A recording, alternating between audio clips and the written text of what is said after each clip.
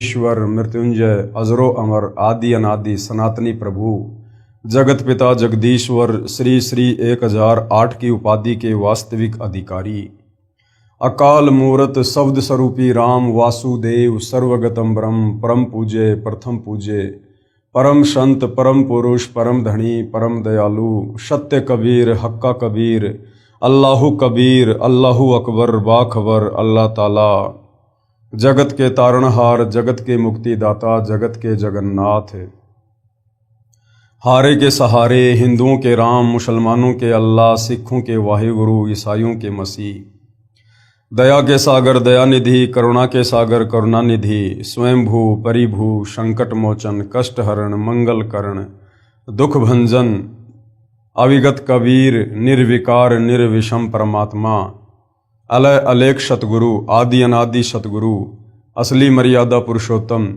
असली राम असली कृष्ण असली घनश्याम असली मुरारी राजाओं के राजा महाराजाओं के महाराजा शहंशाहों के शहंशाह सम्राटों के सम्राट भगवानों के भगवान अल्लाहों के अल्लाह प्रभुओं के प्रभु मसीहाओं के मसीह सच्चे वाहे गुरु बाबाओं के बाबा पीरों के पीर सेठों के सेठ जगत सेठ सावड़सा सेठ सर्वगुण संपन्न अनंत कोटि कलाओं के स्वामी अनंत कोटि ब्रह्मांडों के नायक योगियों में महायोगी ध्यानियों में महाध्यानी सिद्धों में परम सिद्ध ज्ञानियों में तत्व ज्ञानी ब्रह्म ज्ञानी महाज्ञानी परम ज्ञानी सर्वश्रेष्ठ ज्ञानी विज्ञानी युवा कबीर समर्थ कबीर असमवात अमित ओझा सच्चे रहनुमा करीम अल्लाह सुभान अल्लाह दुनिया के अंतिम पैगंबर 8 सितंबर 1951 से गांव धनाना जिला सोनीपत हरियाणा भारतवर्ष की पावन भूमि पे प्रकट रियल कल की भगवान श्री नारायण साकार हरि श्री बाबा साहेब नूर अनंत परमात्मा सच्चे दरवेश सच्चे बाखबर संत श्रोमणी सतगुरु रामपाल जी परमेश्वर जी के चरण कमल में आप और हम सभी भाई बहनों का अनंत कोटि दंडवत प्रणाम। सत्साई भाई और बहनों, बहुत बड़ी दया बहुत बड़ी मेहर पूज्य गुरुदेव भगवान की परमेश्वर रामपाल जी की, जिनके शुभ आशीर्वाद से विशेष आशीर्वाद से उन्हीं के सत्संगों का संग्रह पवित्र पुस्तक ज्ञान गंगा के ऊपर वीडियो बनाने की श्रृंखला जारी है। इसी श्रृंखला में आज हमारा ये 26वें नंबर का वीडियो है। पूज्य गुरुदेव भगवान के आशीर्वाद से प्रत्येक वीडियो से हमें अध्यात्म के विषय में भक्ति मार्ग के विषय में बहुत ही गूढ़ और गहन जानकारियां प्राप्त हो रही हैं।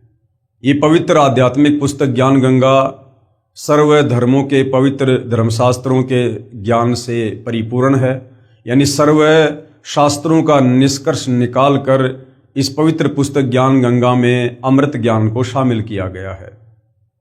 इस पवित्र पुस्तक ज्ञान गंगा के अंदर समावेश तत्व ज्ञान के अंदर सुई की नोक रखने जितनी भी नुक्श किसी भी धर्म का कोई भी धर्मगुरु निकालने में सक्षम नहीं है। तो भाई और बहनों, वर्तमान इस कलयुग की बिचली पीढ़ी में यदि वास्तव में अध्यात्म को लेकर कोई सुप्रीम बुक है, पुस्तक है, तो केवल पवित्र पुस्तक ज्ञान गंगा है, जो हमें असल में समझाएगी कि परमात्मा कौन है, कैसा है, कहाँ रहता है, कैसे मिलता है। तो भाई और बहनों, आप सबसे प्रार्थना है, इस पवित्र पुस्तक को आप जी गूगल से डाउनलोड करके भी पढ़ सकते हैं या वेबसाइट www.jagatgururampalji.org आप इस वेबसाइट पर जाकर भी पुस्तक की PDF डाउनलोड कर सकते हैं। साथ में सतगुरु रामपाल जी के प्रवचन ऑडियो वीडियो में भी आप जी को उपलब्ध हो जाएंगे। तो इस पवित्र पुस्तक ज्ञान गंगा के ऊपर अभी तक 25 वीडियो बन चुके हैं। यदि आपने अभी तक वीडियो नहीं देखे हैं तो आपने शुरू से वीडियो अवश्य देखने चाहिए, क्योंकि सृष्टि रचना को समझे बिना हम अध्यात्म को नहीं समझ सकते, किसी भी धर्म ग्रंथ को नहीं समझ सकते। और पहले के वीडियो में इस पवित्र पुस्तक ज्ञान गंगा से सृष्टि रचना को भली भांति समझाया गया है। साथ में सतगुरु रामपाल जी ने जो सृष्टि रचना इस पवित्र पुस्तक में लिखी है उसको सर्व धर्मों के धर्मशास्त्रों से प्रमाणित भी किया है। साथ में बहुत सारे भविष्य वक्ता जिन्होंने वर्तमान समय और सतगुरु रामपाल जी को लेकर भविष्यवाणियां सैकड़ों वर्ष पहले की हुई हैं, उन भविष्यवाणियों से भी हमारा विश्वास बढ़ता है और हमें पूर्ण संत की पहचान होती है। तो भाई और बहनों, अध्यात्म के विषय में बहुत कुछ मटेरियल इस पवित्र पुस्तक के अंदर शामिल किया गया है। आप जी इस पुस्तक पर बन रही वीडियो अवश्य देखिए। आज हमारा जो वीडियो है, आज इस पुस्तक पर हमारा जो टॉपिक है वो है श्रीमद् भगवत गीता जी का सार। गीता जी का जो सार, जो निष्कर्ष सदियों से हमारे धर्मगुरु हमें निकाल कर नहीं दे पाए, अब सतगुरु रामपाल जी परमेश्वर जी की दया से हमें श्रीमद् भगवत गीता जी का सार समझ में आएगा। और जब तक हमें हमारे धर्म ग्रंथों का सार ही समझ में नहीं आएगा कि हमारे धर्म ग्रंथ आखिर कहना क्या चाहते हैं, क्योंकि श्रीमद् भगवत गीता जी चारों वेदों का संक्षिप्त रूप है, यानी गीता जी कोड वर्ड में है, संकेतों में है। और तत्वदर्शी संत के आशीर्वाद के बिना इस श्रीमद् भगवत गीता जी के सार को कोई समझ नहीं सकता है। तो भाइयों और बहनों, अब हम पवित्र पुस्तक ज्ञान गंगा में श्रीमद् भगवत गीता जी के सार को समझेंगे, जो सतगुरु रामपाल जी परमेश्वर जी ने हमें समझाया है। और पवित्र गीता जी भी यही कह रही है कि अर्जुन, अगर आपने धर्म ग्रंथों का सार समझना है, अध्यात्म का सार समझना है, परम पद प्राप्त करना है, तो आप किसी तत्वदर्शी संत की खोज करो। वो तत्वदर्शी संत ही आपको परमात्म ज्ञान से परिपूर्ण करेंगे, दूसरा और कोई ऑप्शन नहीं है। तो आज आप और हमारा सौभाग्य, वह तत्वदर्शी संत धरती पर सतगुरु रामपाल जी के रूप में प्रकट है। तो सतगुरु रामपाल जी के सत्संग सुने बिना, उनके द्वारा लिखित पुस्तकें पढ़े बिना हम गीता जी तो छोड़िए, हम किसी भी धर्म ग्रंथ का सार नहीं समझ सकते हैं। तो भाइयों और बहनों, जैसा कि हमारे धर्मगुरु हमें गीता जी के सार के विषय में बताया करते थे कि अर्जुन तू क्या लाया है, तू क्या लेके जाएगा, सब कुछ यहीं छोड़ के चला जाएगा, क्यों तेरा तेरा मेरा मेरी में लगा हुआ है। और गीता जी के पीछे वाले कवर के ऊपर ये 4 लाइनें लिख दी जाती थी और ऊपर लिख दिया जाता था गीता सार। अब सतगुरु रामपाल जी परमेश्वर जी ने आकर बताया कि बच्चों, ये गीता संकेतों में है, कोड वर्ड में है, ये कोई बच्चों का शास्त्र नहीं है, इसके सार को निकालना कोई बच्चों का काम नहीं है। गीता जी के सार को समझने में तो जोर लगेगा, जोर। तो भाइयों और बहनों, आज आपको पता चलेगा कि वास्तव में श्रीमद् भगवत गीता हमें क्या समझाना चाहती है अध्यात्म के विषय में। परमेश्वर की खोज में आत्मा युगों से लगी है, यानी जब से हम सतलोक से बिछुड़ कर आए हैं इस काल के साथ, इसके 21 ब्रह्मांड में, उसी समय से हमें इस बात का पता चल गया था कि हम बहुत बड़ा धोखा खा चुके हैं। हमें झूठा प्रलोभन देकर सतलोक से यहां पर लाया गया है। और उसी समय से, जब से हमें मनुष्य जन्म प्राप्त हुए हैं, तभी से ये आत्मा उस परम सुख की खोज में लग गई थी। तप करना, ओम नाम का जाप करना, समाधि लगाना, क्योंकि इन चारों वेदों में सतलोक जाने की कंप्लीट विधि नहीं है। पूर्ण ब्रह्म परमेश्वर कबीर साहिब जी को प्राप्त करने की complete way of worship in चारों वेदों में नहीं है। इन चारों वेदों में केवल इस ज्योति निरंजन काल ब्रह्म तक की साधना का ज्ञान है, यानी इसी के जाल में उलझ पुलझ कर मरने का ज्ञान है। तो भाइयों और बहनों, सतलोक जाने की वास्तविक विधि तो कबीर परमात्मा स्वयं ही धरती पर प्रकट होकर तत्वदर्शी संत के रूप में तत्व ज्ञान देकर बताते हैं। तो परमेश्वर की खोज में आत्मा युगों से लगी है। जैसे प्यासे को जल की चाहत होती है, जीव आत्मा परमात्मा से बिछुड़ने के पश्चात महाकष्ट झेल रही है। जो सुख पूर्ण ब्रह्म यानी सत्य पुरुष के सतलोक यानी रित धाम में था, वह सुख यहां काल ब्रह्म प्रभु के लोक में नहीं है। यहां चाहे कोई करोड़पति है, चाहे पृथ्वीपति, सर्व पृथ्वी का राजा क्यों ना हो, चाहे सुरपति यानी स्वर्ग का राजा इंद्र है, चाहे श्री ब्रह्मा जी, श्री विष्णु जी तथा श्री शिव जी त्रिलोकपति हैं, क्योंकि जन्म तथा मृत्यु तथा किए कर्म का भोग अवश्य ही प्राप्त होता है। यहां तो ब्रह्मा विष्णु महेश को भी अपने किए हुए कर्मों का भोग भोगना पड़ता है। फिर भला आम व्यक्ति की यहां पर क्या बिशात, वो चाहे पृथ्वी का राजा क्यों ना हो। नारद जी का श्राप लगा विष्णु जी को, जिसे हम परमात्मा मानते थे, भगवान मानते थे। उस विष्णु जी को नारद जी का श्राप भोगने के लिए रामचंद्र जी के रूप में धरती पर आना पड़ा, असहनीय कष्टों का सामना करना पड़ा। फिर त्रेता युग में एक और नया उनका कर्म बन गया। धोखे से सुग्रीव के भाई बाली को मार दिया और बाली ने फिर श्राप दे दिया कि भगवान मुझे इसका बदला कब दोगे। तो रामचंद्र जी ने कहा भैया मैं त्रेता युग में फिर आऊंगा तेरा बदला देने के लिए श्री कृष्ण जी के रूप में। तो भाई और बहनों, इस प्रकार से यहां तो ब्रह्मा विष्णु महेश भी अपने कर्मों की मार झेल रहे हैं, फिर भला हम ब्रह्मा विष्णु महेश की या राम कृष्ण की भक्ति करके अपने कर्मों को कैसे कटवा सकते हैं, हम कैसे अपने कर्म दंड भोगने से बच सकते हैं जब हमारे भगवान भी नहीं बच पा रहे। तो गुरुदेव भगवान कह रहे हैं यहां चाहे पूरी पृथ्वी का राजा हो, चाहे देवताओं का राजा हो, चाहे ब्रह्मा विष्णु महेश हो, जन्म मृत्यु और किए हुए कर्म का भोग इस 21 ब्रह्मांड में सबको भोगना पड़ता है। और पूज्य गुरुदेव भगवान अपने एक शब्द में कहते हैं, भाई तन धर सुखिया कोई ना देखा, जो देखा सो दुखिया हो, उदय अस्त की बात करे मन सबका किया विवेका हो, सबका किया विवेका हो। भाई तन धर सुखिया कोई न देखा, ये ब्रह्मा विष्णु महेश भी ये भी जीव संज्ञा में हैं।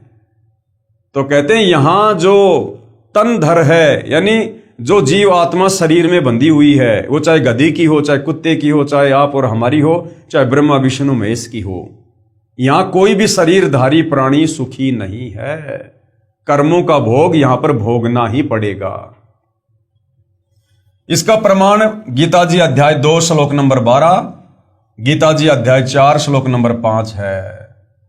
इसलिए पवित्र श्रीमद् भगवद गीता के ज्ञानदाता प्रभु काल भगवान ने, गीता का ज्ञान किसने दिया?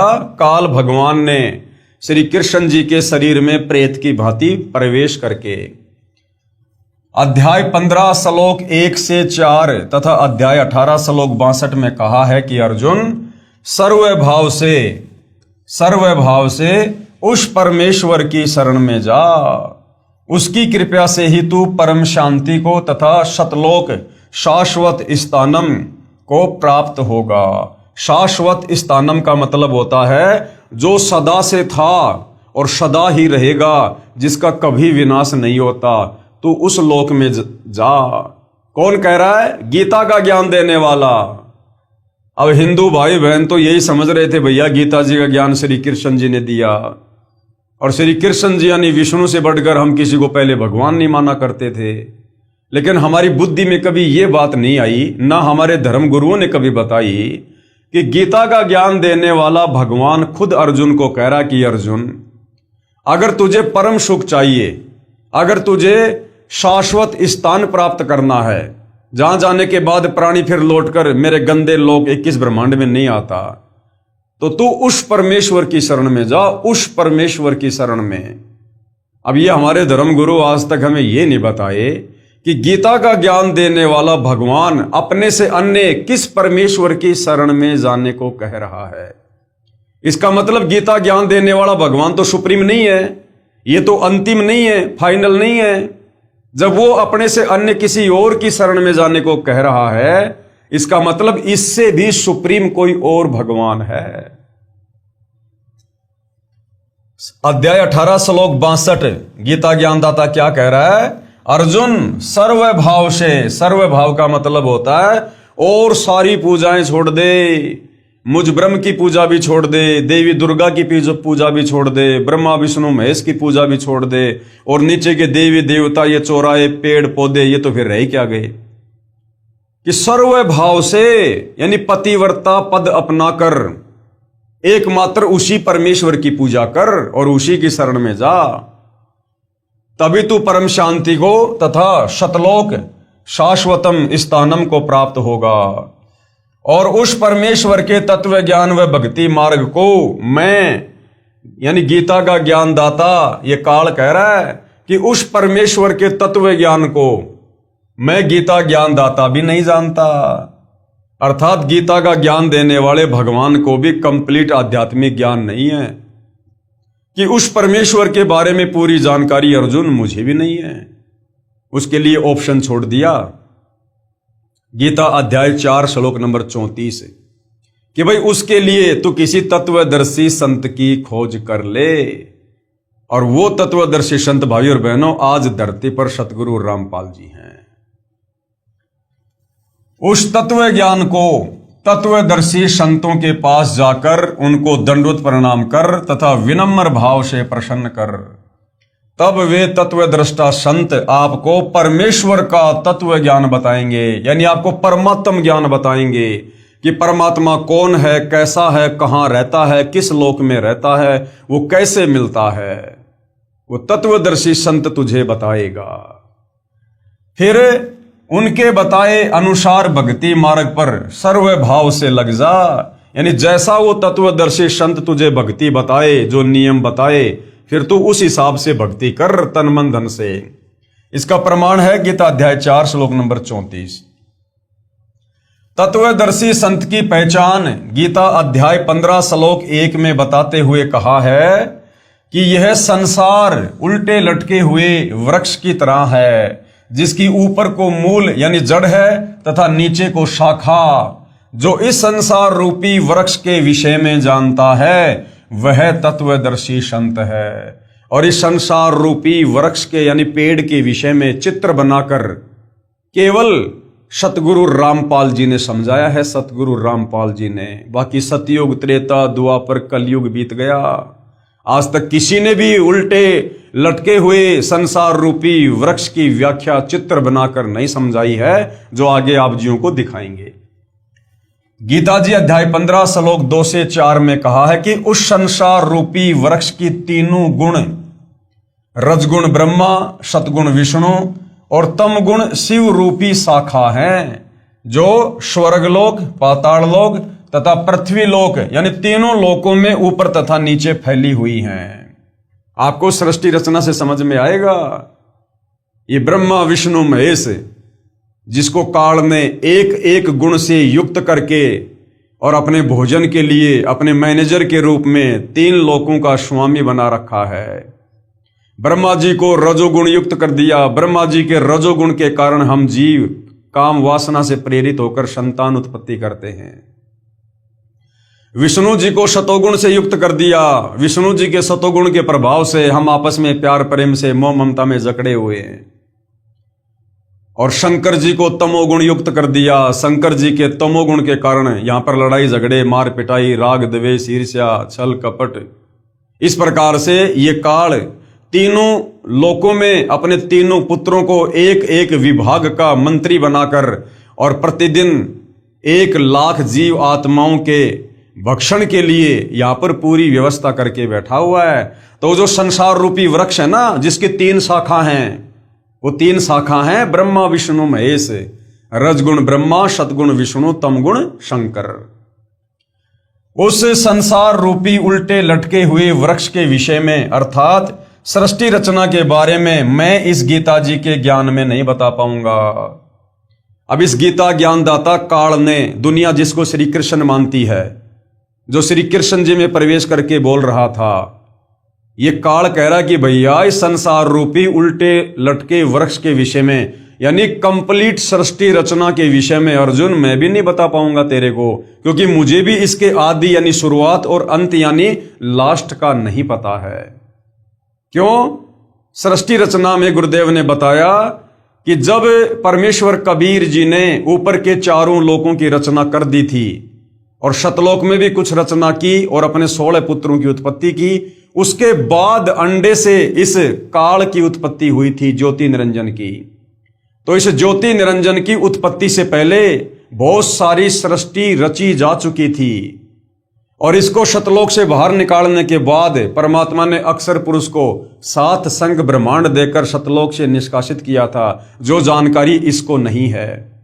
इसलिए ये कह रहा कि अर्जुन इस सृष्टि रचना का कंप्लीट ज्ञान मुझे भी नहीं है, इसकी शुरुआत और अंत का पूरा पूरा ज्ञान मुझे भी नहीं है। तो भाई और बहनों, इस 21 ब्रह्मांड के स्वामी ज्योति निरंजन से सुप्रीम ज्ञान तो सृष्टि रचना को लेकर आज सतगुरु रामपाल जी परमेश्वर ने आप और हम 2 कोटि के जीवों को करवा दिया।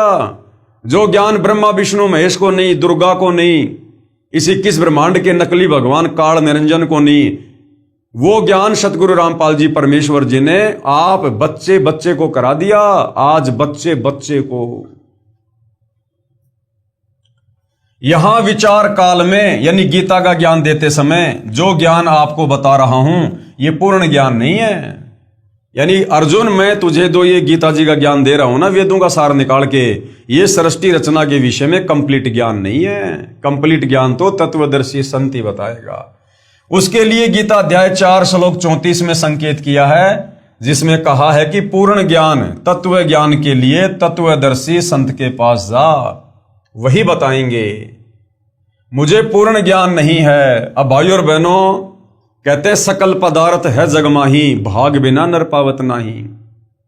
जिस समय महाभारत के युद्ध में ये काल ब्रह्म श्री कृष्ण जी के शरीर में प्रवेश करके गीता जी का ज्ञान बोल रहा था और अर्जुन से कह रहा कि अर्जुन, उस तत्व ज्ञान के लिए तू तत्वदर्शी संत के पास जा। अब भाइयों और बहनों, तत्वदर्शी संत को खोजना कोई इतना आसान काम नहीं है। द्वापर युग में वो तत्वदर्शी संत खुद धरती पर प्रकट था, करुणामय ऋषि के नाम से, और इन्हीं पांडवों की यज्ञ को सफल करने के लिए वो तत्वदर्शी संत स्वयं अपने भगत का रूप बनाकर, सुपथ सुदर्शन का रूप बनाकर इन पांडवों की यज्ञ में गया था। और इन पांडवों ने उस कबीर परमेश्वर तत्वदर्शी संत के चरण धोकर भी पिए थे, लेकिन ये पहचान नहीं पाए कि ये तत्वदर्शी संत है, यही परमात्मा है। यानी दरवाजे पर भगवान खड़ा है और फिर भी पांचों पांडव नहीं समझ पाए। इसको कहते हैं सकल पदार्थ है जग माही, कर्महीन नर पावत नाही। तो इनके कर्म फूटे हुए थे पांडवों के, ये परमेश्वर को नहीं पहचान पाए, नहीं जान पाए। जबकि इतना बड़ा चमत्कार उनकी यज्ञ को सफल करके पंचजन्य शंख को बजाकर, जिस पंचजन्य शंख को 12 करोड़ ब्राह्मण, 9 नाथ, 84 सिद्ध, 33 करोड़ देवी देवता, खुद ब्रह्मा विष्णु महेश और श्री कृष्ण जी भी नहीं बजा पाए भोजन खाने के उपरांत, उस पंचजन्य शंख को सुपथ सुदर्शन के रूप में कबीर भगवान यानी तत्वदर्शी संत ने बजाया।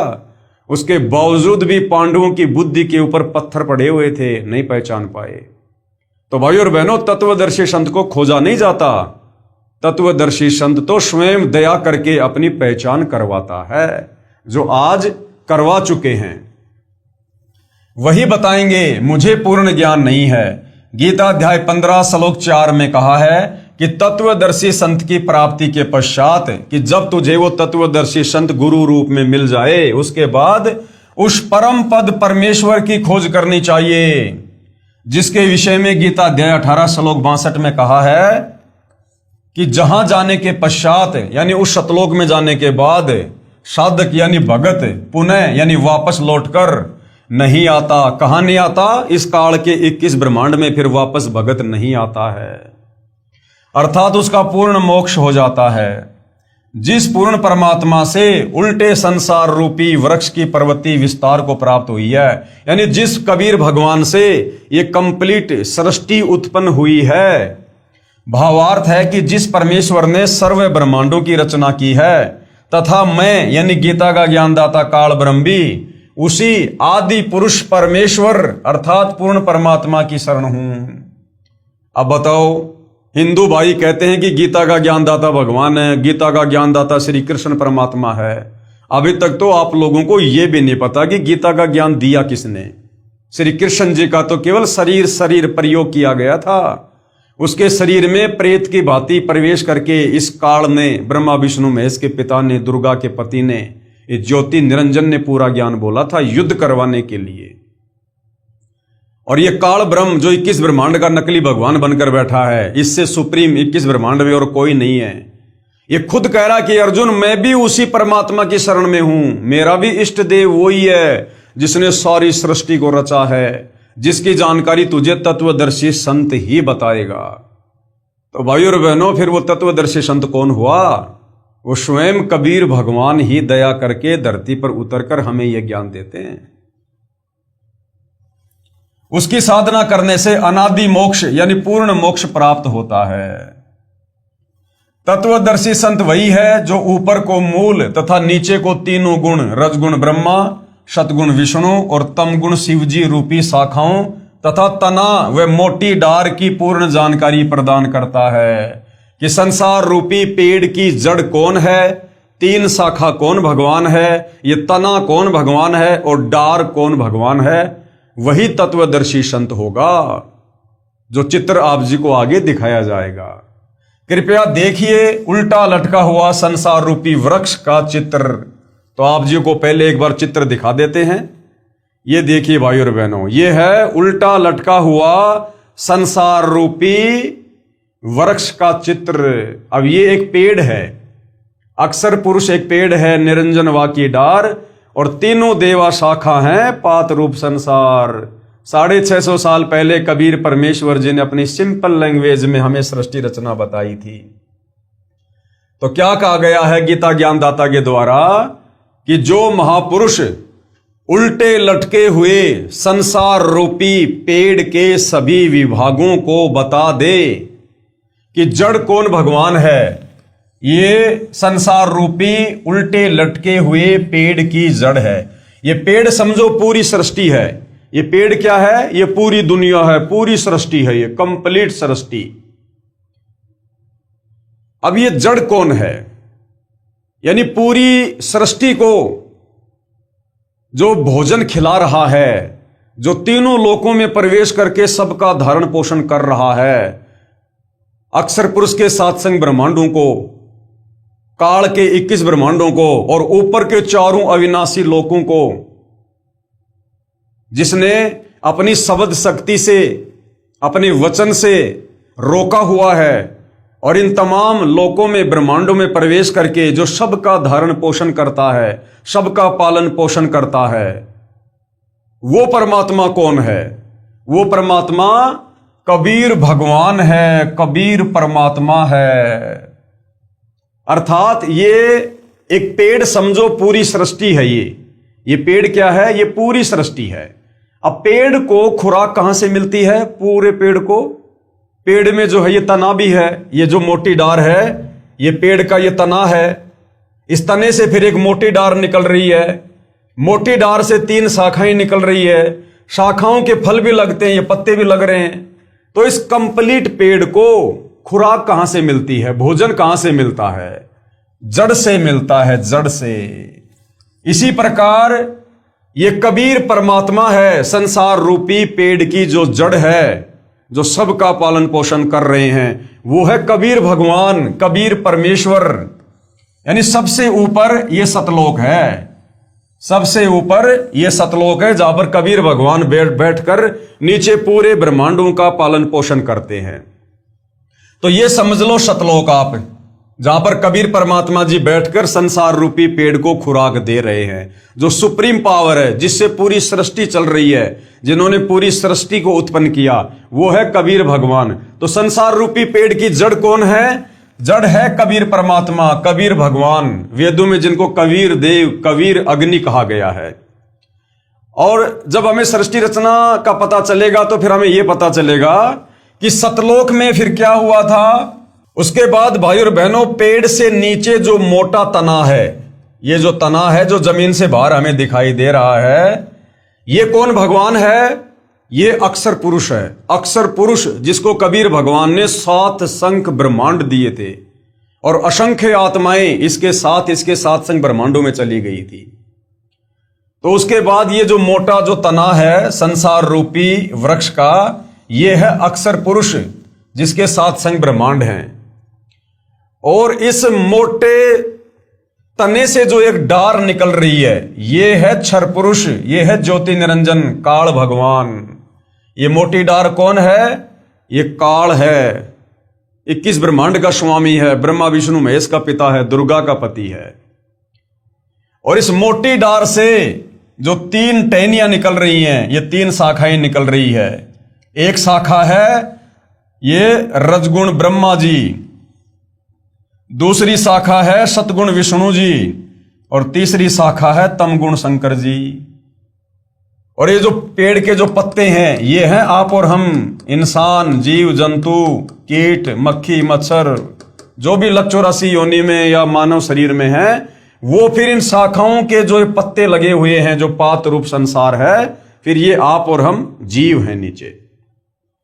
तो इस प्रकार से भाइयों और बहनों, ये पूरी सृष्टि का एक चित्र बनाकर तत्वदर्शी संत सतगुरु रामपाल जी ने समझाया है।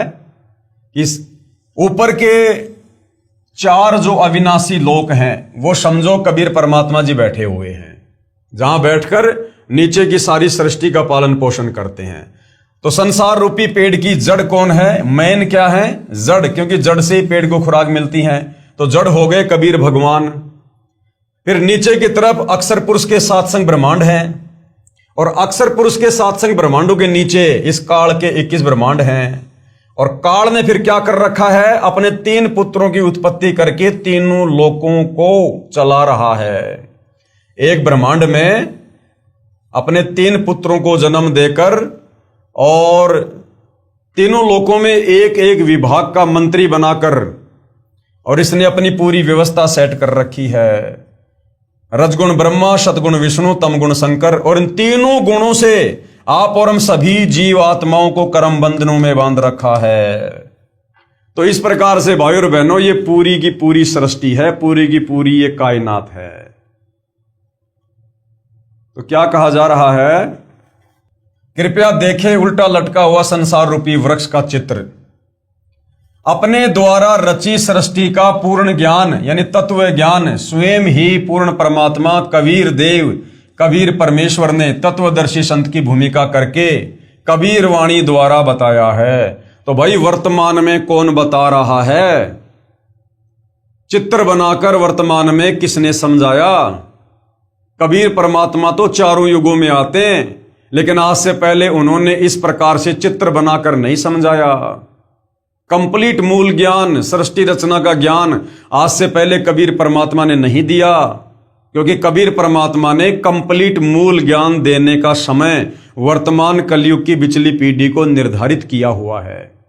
तो अपने द्वारा रची गई सृष्टि का ठीक ठीक ज्ञान वो कबीर परमात्मा स्वयं ही तत्वदर्शी संत के रूप में प्रकट होकर देता है। तो भाई 21 ब्रह्मांड में तो किसी को तत्व ज्ञान है ही नहीं, क्योंकि गीता ज्ञान दाता 21 ब्रह्मांड का स्वामी है काल, और ये खुद कह रहा कि अर्जुन, मुझे भी इस संसार रूपी इस उल्टे लटके हुए वृक्ष का कंप्लीट ज्ञान नहीं है, मुझे भी सृष्टि रचना का कंप्लीट ज्ञान नहीं है। तो बताओ फिर 21 ब्रह्मांड के भगवान को सृष्टि रचना का ज्ञान नहीं है, तो वर्तमान में सतगुरु रामपाल जी ना केवल 21 ब्रह्मांड का, 21 ब्रह्मांड से ऊपर अक्षर पुरुष के 7 संग ब्रह्मांड का, उससे ऊपर शतलोक का, शतलोक से ऊपर तीनों लोकों का कंप्लीट ज्ञान दे रहे हैं। तो सतगुरु रामपाल जी कौन हुए? स्वयं कबीर परमात्मा, पूर्ण संत, जगत गुरु, तत्वदर्शी संत। तो भाई और बहनों, ये मौका चूकना नहीं चाहिए। अगर इस समय ये मौका हमारे हाथ से निकल गया, यदि हमने सतगुरु रामपाल जी की पहचान नहीं की और उनसे उपदेश लेकर शत भक्ति शुरू नहीं की, हम सदा सदा के लिए इसी काल के 21 ब्रह्मांड में 2 पाटों के बीच में पिसके रह जाएंगे। प्रमाण ऋग्वेद मंडल 9 सूक्त 96 मंत्र 16 से 20 तथा ऋग्वेद मंडल 10 सूक्त 90 मंत्र 1 से 5 तथा अर्थर्वेद कांड 4 अनुवाक 1 मंत्र 107 में। कबीर अक्षर पुरुष एक पेड़ है और निरंजन वाकी डार, और तीनों देवा शाखा हैं पात रूप संसार। ये 650 साल पहले कबीर परमात्मा जी ने समझाया था कि अक्षर पुरुष तो ये पेड़ है, ये जो मोटा जो तना है ये कौन है? अक्षर पुरुष, परब्रह्म, जिसके 7 संग ब्रह्मांड है। कबीर अक्षर पुरुष एक पेड़ है और निरंजन यानी ये काल उसकी डार, और तीनों देवा शाखा हैं। इस संसार रूपी पेड़ की शाखा कौन है? ब्रह्मा विष्णु महेश, तीनों देवता शाखा है, और ये पात रूप संसार। आज जिस सृष्टि रचना को 650 साल पहले कबीर परमेश्वर जी ने समझाया था अपनी सिंपल भाषा में, हमारे नादान स्वार्थी धर्म गुरुओं ने जिस परमेश्वर को अनपढ़ कहकर, जुलाहा कहकर रिजेक्ट कर दिया था, आज उनके द्वारा बताई गई सृष्टि रचना का ज्यों का त्यों समर्थन ये पवित्र श्रीमद् भगवत गीता जी कर रही है। तो भाई और बहनों, परमात्मा को पहचानने में कोई दिक्कत नहीं होनी चाहिए। अभी अक्षर पुरुष एक पेड़ है, निरंजन उसकी डार, और तीनों देवता शाखा हैं, और पात रूप संसार। पवित्र गीता जी में भी तीन भगवान, पहला क्षर पुरुष अर्थात ब्रह्म, ये काल, दूसरा अक्षर पुरुष अर्थात ये परब्रह्म, और तीसरा परम अक्षर पुरुष अर्थात पूर्ण ब्रह्म कबीर देव के विषय में वर्णन है। इसका प्रमाण गीता अध्याय 15 श्लोक नंबर 16 और 17, अध्याय 8 श्लोक नंबर 1 का उत्तर श्लोक नंबर 3 में है। वह परम अक्षर ब्रह्म है। तथा तीन भगवानों का एक और प्रमाण गीता अध्याय 7 श्लोक नंबर 25 में गीता ज्ञानदाता काल ब्रह्म ने अपने विषय में कहा है कि मैं अव्यक्त हूं। यह प्रथम अव्यक्त प्रभु हुआ। कौन? ये काल। ये अव्यक्त है, निराकार नहीं है। अव्यक्त का मतलब होता है वो साकार है, शरीर में है, लेकिन वो दिखाई नहीं देता। जैसे महाभारत में गीता जी का ज्ञान देते समय ये काल अव्यक्त था, ये श्री कृष्ण जी में प्रवेश कर गया।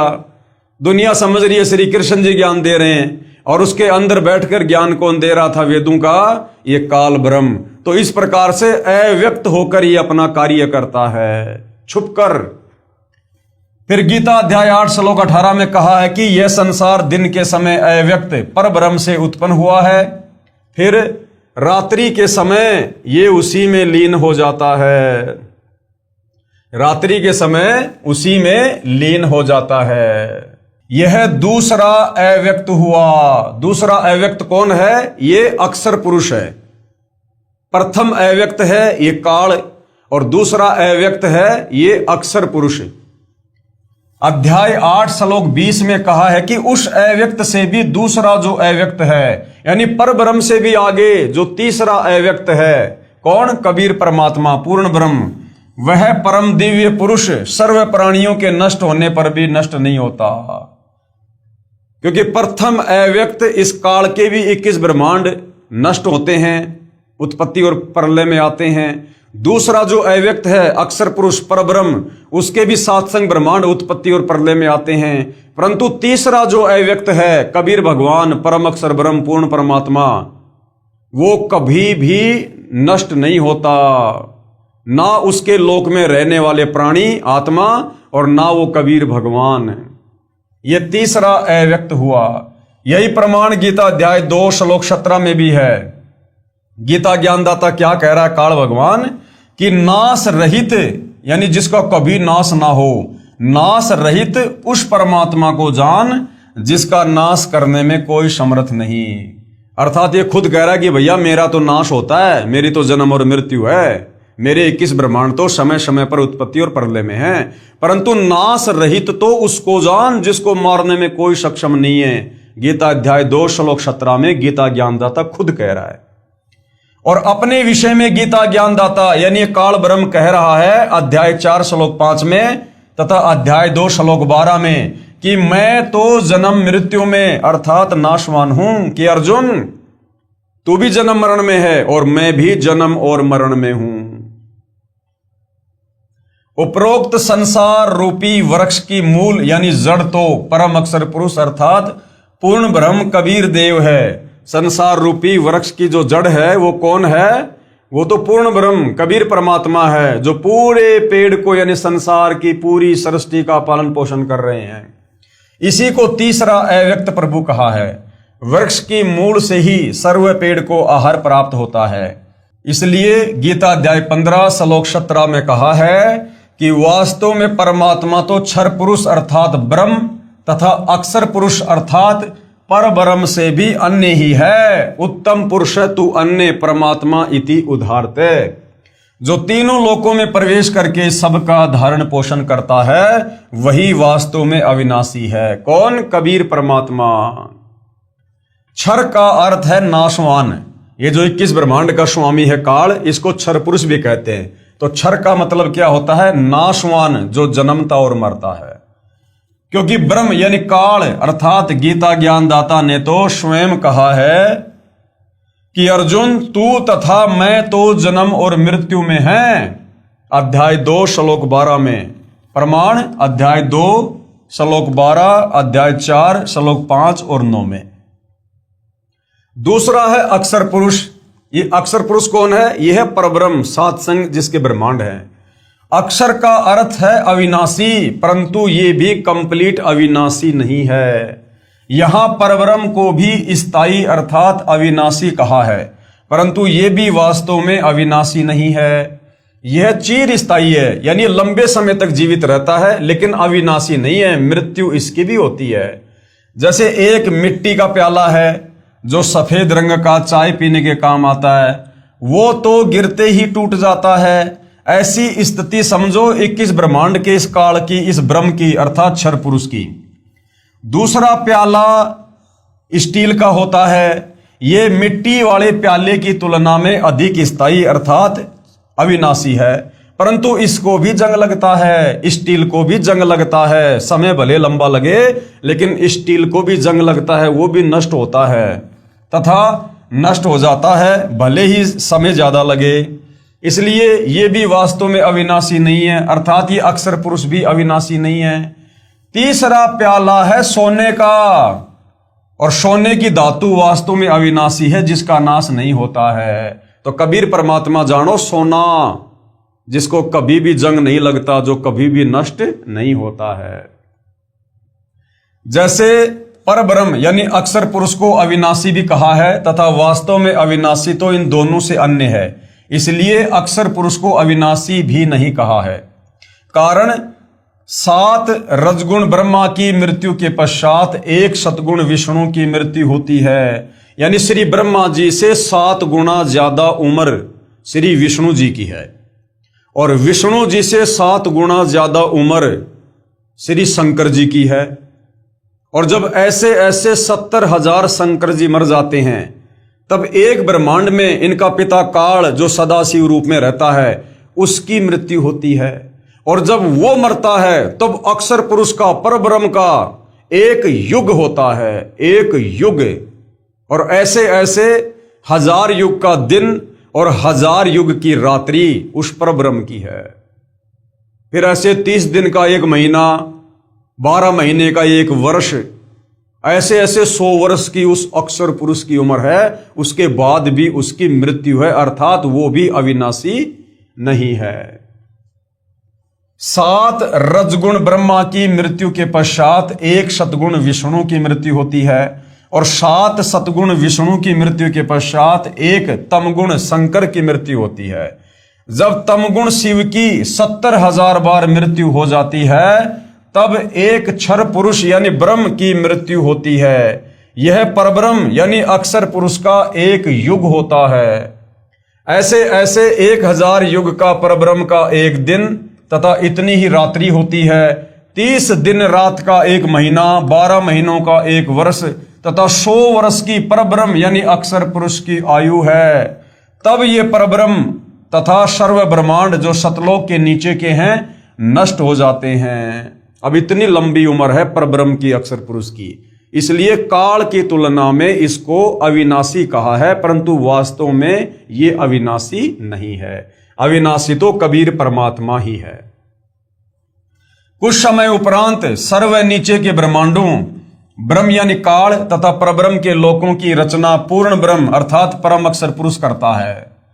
जब 7 संग ब्रह्मांड अक्षर पुरुष के और 21 ब्रह्मांड काल के नष्ट हो जाते हैं, उसके बाद कबीर परमात्मा फिर से समय आने पर इनके ब्रह्मांडों की फिर से रचना करता है, उत्पत्ति करता है। इस प्रकार यह तत्व ज्ञान समझना है। लेकिन ऊपर के जो 4 लोक हैं, सतलोक, अलखलोक, अगमलोक और अनामी लोक, इन 4 लोकों का कभी विनाश नहीं होता है। ये चारों लोक अविनाशी हैं, और इन लोकों में रहने वाली जीव आत्मा भी जो है वो अविनाशी है, उनका भी कभी विनाश नहीं होता है। इस प्रकार यह तत्व ज्ञान समझना है। अब ये सारा सब कुछ क्यों समझाया जा रहा है भाई और बहनों? इसलिए कि जब अक्षर पुरुष और ये क्षर पुरुष, काल और ये परब्रह्म, जब इनकी जन्म और मृत्यु और इनके जो ब्रह्मांड हैं ये भी उत्पत्ति और प्रलय में आते हैं, तो फिर जीव कहां रहेंगे?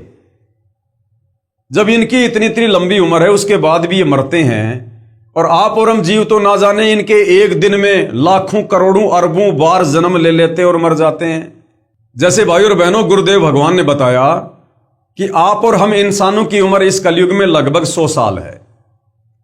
अब हमारी तुलना में यदि चींटी विचार करे, चींटी जिसकी उम्र 1 दिन या 2 दिन लास्ट, अब वो चींटी यदि विचार करे कि हमारी उम्र की तुलना में इंसानों की उम्र कितनी है, अगर वो हिसाब किताब लगाने बैठे तो दिमाग खराब हो जाए उसका कि ये इंसान, इनका 24 घंटे का एक दिन और इनके 30 दिन का एक महीना और ऐसे ऐसे 12 महीने का इनका एक साल और ऐसे ऐसे 100 साल की इन इंसानों की उम्र, इतने में तो वो चींटी ना जाने लाखों बार जन्म ले लेगी और मर जाएगी।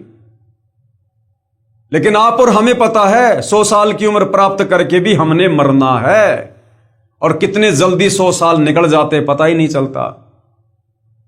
तो उस चींटी की तुलना में तो भाई और बहनों आप और हम देवताओं के बराबर हो गए। लेकिन हमें पता है कि 100 साल हैं कितने, उसके बाद मरना तो पक्का है। इसी प्रकार आप और हम इंसानों की एवरेज में ये ब्रह्मा विष्णु महेश समझ लो। आप और हम इंसानों की तुलना में ब्रह्मा विष्णु महेश, हम इंसान तो समझो चींटी हैं और ब्रह्मा विष्णु महेश ये समझ लो इनकी 100 साल की उम्र है। अब इनके एक दिन में हम लाखों बार जन्म ले लेते और मर जाते हैं। ऐसे ही फिर ब्रह्मा विष्णु महेश की तुलना यदि हम काल के साथ करेंगे तो ब्रह्मा विष्णु महेश तो है चींटी और वो काल समझो 100 साल की उम्र वाला, लेकिन वो काल भी मरेगा। फिर अक्षर पुरुष से यदि हम काल की तुलना करें तो काल तो है चींटी और अक्षर पुरुष की उम्र 100 साल की, और वो अक्षर पुरुष भी मरेगा। तो इस प्रकार से भाइयों और बहनों, सतलोक से नीचे के जितने भी लोक हैं, अक्षर पुरुष के 7 संग ब्रह्मांड और काल के 21 ब्रह्मांड, ये जन्म और मरण में है, उत्पत्ति और प्रलय में है। और इन लोकों के प्राणी केवल अपना कर्म दंड भोगते हैं, केवल जेल काट रहे हैं। जन्म और मृत्यु, लक 84 योनिया, तपतशिला का कष्ट, नरक का कष्ट, और मनुष्य जन्म प्राप्त करके कोई टांग टूट जाए, आंख फूट जाए, लड़ाई झगड़ा हो जाए, किसी को कैंसर हो जाए या और कोई दुख हो जाए, पीड़ा हो जाए। तो गुरुदेव भगवान ये सारा सब कुछ माजरा समझाकर आप और हमारी सोच, हमारी वृत्ति सतलोक में लगाना चाहते हैं कि नादानो, तुम यहां के रहने वाले नहीं हो, तुम तो यहां पर फंसे पड़े हो और अब तुम्हें सतलोक जाने का मार्ग नहीं मिल रहा। तुम्हारी यादें मिटा दी गई हैं, तुम्हें बुला दिया गया है कि तुम जगत सेठ कबीर भगवान के बच्चे हो और तुम कभी सतलोक में रहकर ठाठ किया करते थे, जहां कभी बुढ़ापा नहीं, कभी मृत्यु नहीं, कोई काम धंधा नहीं करना पड़ता, कोई लड़ाई झगड़ा कुछ नहीं। तो गुरुदेव भगवान हमें सृष्टि रचना के माध्यम से और ये तमाम धर्मशास्त्र जो संकेतों में है, कोड वर्ड में है, इन सब को सतलोक से चलकर तत्वदर्शी संत की भूमिका करके आप और हमें केवल इसीलिए समझाते हैं, दिन रात इसीलिए परमात्मा हमारे लिए मेहनत कर रहे हैं कि आप और हम इस योग्य बने कि हम उनकी बातों पर विश्वास कर सकें और उनके द्वारा बताई गई भक्ति को सफल करके अपने निज घर सतलोक को चल सके। इस प्रकार यह तत्व ज्ञान समझना है। परंतु परम अक्षर पुरुष अर्थात पूर्ण ब्रह्म सत्य पुरुष यानी कबीर जी, उनका सतलोक यानी रितधाम सहित ऊपर के अलख लोक, अगम लोक तथा अनामी लोक कभी नष्ट नहीं होते हैं। यानी एक बार यदि हमारा पीछा इस काल के 21 ब्रह्मांड से छूट गया और हम सतलोक पहुंच गए, उसके बाद हम सदा सदा के लिए सुखी रहेंगे।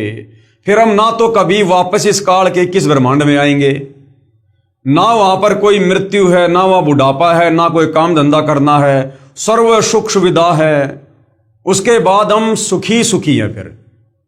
फिर उसके बाद हमारी इच्छा कि सतलोक से ऊपर के लोगों की भक्ति करके उन लोकों में जाना है या नहीं जाना है, क्योंकि ऊपर के लोकों में सतलोक की तुलना में और ज्यादा सुख है। लेकिन सतलोक जाने के बाद फिर हमें कोई कष्ट नहीं है, कोई दिक्कत नहीं है, कोई प्रॉब्लम नहीं हमने। तो एक बार जैसे तैसे करके हम इस काल के 21 ब्रह्मांड से जन्म मरण के रोग से निकलकर सतलोक पहुंचे। इसलिए गीता अध्याय 15 श्लोक 17 में कहा है कि वास्तव में उत्तम प्रभु अर्थात पुरुषोत्तम तो ब्रह्म अर्थात क्षर पुरुष तथा परब्रह्म अर्थात अक्षर पुरुष से अन्य ही है। यानी इस काल और अक्षर पुरुष से अन्य जो तीसरा भगवान है वो वास्तव में अविनाशी है। उत्तम पुरुष है तू अन्य परमात्मा इति उदाहरते, उसको वास्तव में परमात्मा कहा जा सकता है।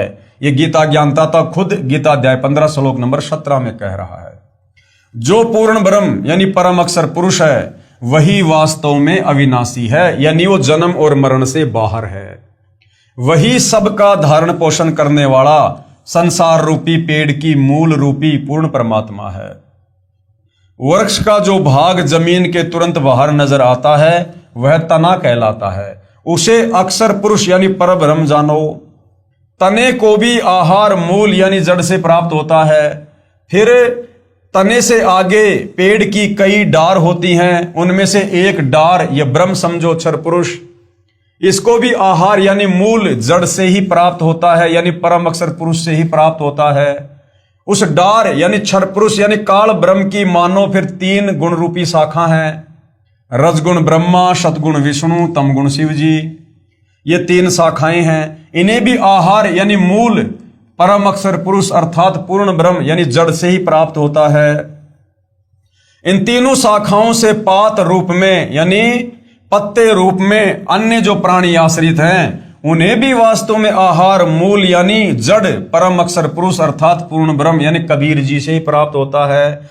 इसलिए सभी को पूज्य पूर्ण परमात्मा ही सिद्ध हुआ, यानी सबका पूज्य कौन हुआ? वो पूर्ण परमात्मा।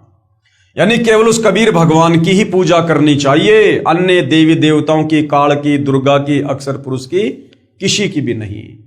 और अपनी पूजा करवाने के लिए, हमें यह सारा भेद देने के लिए आज वो कबीर परमात्मा सतगुरु रामपाल जी के नाम से धरती पे प्रकट हैं। यह भी नहीं कहा जा सकता कि पत्तों तक आहार पहुंचाने में तना, डार तथा शाखाओं का कोई योगदान नहीं है। इसलिए सभी आदरणीय हैं, परंतु पूजनीय तो केवल मूल यानी जड़ ही होती है। आदर तथा पूजा में अंतर होता है। जैसे पतिव्रता स्त्री सत्कार यानी सम्मान तो सभी का करती है, जैसे जेठ का बड़े भाई के समान, देवर का छोटे भाई के समान, परंतु पूजा यानी विशेष आदर सत्कार अपने पति की ही करती है। यानी जो समर्पण भाव एक पतिव्रता औरत का अपने पति के प्रति होता है वो अन्य के प्रति नहीं होता। बाकी उस परिवार में रहती है तो आदर सत्कार वो सबका करती है। तो इसी प्रकार हम इस काल के 21 ब्रह्मांड में हैं और सृष्टि रचना का ज्ञान होने के बाद हम यहाँ की सर्व शक्तियों का, देवी देवताओं का, काल का, दुर्गा का, हम सबका सम्मान करेंगे।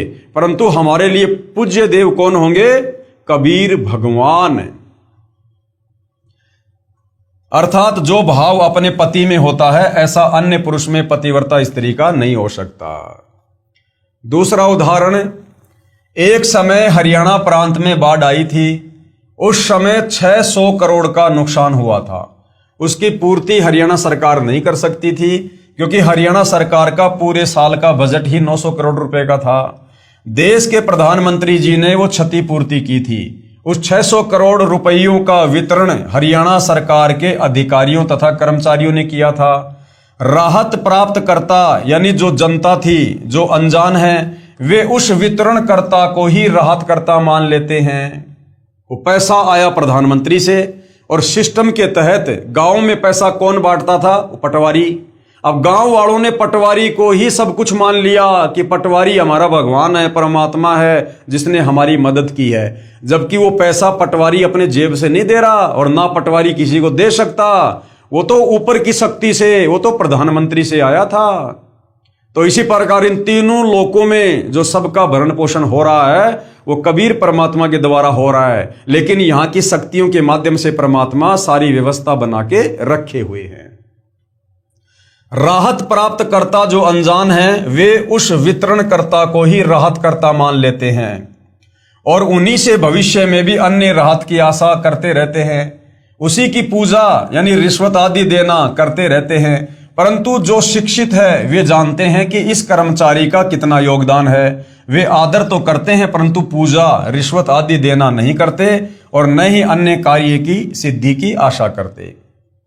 बाढ़ राहत राशि वितरण के पश्चात उसी क्षेत्र में प्रांत के मंत्री जी आए, बाद में जनता के बीच में मुख्यमंत्री जी आए। उन्होंने कहा कि मैंने आपके क्षेत्र में 10 लाख रुपया दिया। उसी गांव की सूची के नाम पढ़कर सुनाए कि रामअवतार को 10,000 रुपये दिए, फलाने को इतने दिए, आदि आदि। फिर उस प्रांत के मुख्यमंत्री जी उसी गांव में आए। पहले तो मंत्री आ गया, उसके बाद में मुख्यमंत्री आया। मुख्यमंत्री भी वही बोला कि मैंने ऐसे ऐसे तुम्हारे गांव को 10 लाख रुपए दिए। उन्होंने भी वही सूची पढ़ी तथा कहा कि मैंने आपके गांव में 10 लाख रुपए दिए, रामअवतार को 10,000 रुपए, आदि आदि। फिर उसी गांव में देश के प्रधानमंत्री भी आ जाते हैं और उन्होंने भी कहा कि मैंने आपके गांव को 10 लाख रुपए दिए तथा वही सूची यानी लिस्ट पढ़कर सुनाई जिसमें लिखा था रामअवतार को 10,000 रुपए दिए, फलाने को इतने दिए। अब रामअवतार क्या कह रहा है, क्योंकि रामअवतार को पैसे मिले पटवारी के माध्यम से। अब रामअवतार को थोड़ी पता इस बात का कि पटवारी अपने घर से थोड़ी दे रहा है। पटवारी को ऊपर से मंत्री ने दिए, मंत्री को मुख्यमंत्री ने दिए, मुख्यमंत्री को प्रधानमंत्री ने दिए। रामअवतार कह रहा है कि ये सब लोग झूठ बोल रहे हैं, मुझे तो रुपए पटवारी ने दिए। वह अनजान रामअवतार अज्ञानतावश गांव के पटवारी जी की ही पूजा कर अपने अन्य सर्व कार्यों की सिद्धि चाहता है। जो शिक्षित है वे जान लेते हैं कि प्रधानमंत्री जी राहत नहीं देते तो मुख्यमंत्री जी, मंत्री जी तथा पटवारी जी कुछ नहीं दे सकते। इसी प्रकार जो नादान ब्रह्मा विष्णु महेश की अन्य देवी देवताओं की पूजा पाठ करके सोच रहे हैं कि हमें तो सारे लाभ इन्हीं देवी देवताओं से प्राप्त हो रहे हैं, नहीं, ये ब्रह्मा विष्णु महेश काल दुर्गा ये अपनी तरफ से एक चवन्नी किसी को नहीं दे सकते, एक चवन्नी भी। ये तो ऊपर से पूर्ण परमात्मा हमारे भाग्य के अनुसार, हमारी भक्ति और कर्मों के अनुसार हमारे भाग्य में क्या सुख है, क्या दुख है, किसको कितना मिलना है, ये सब कुछ ऊपर से परमात्मा डिसाइड करके इन शक्तियों के माध्यम से हमारे तक पहुंचाता है, वितरण करवाता है। ये अपनी तरफ से किसी को नहीं दे सकते। इसलिए जो पूज्य देव है वो कबीर परमात्मा है, कबीर भगवान है।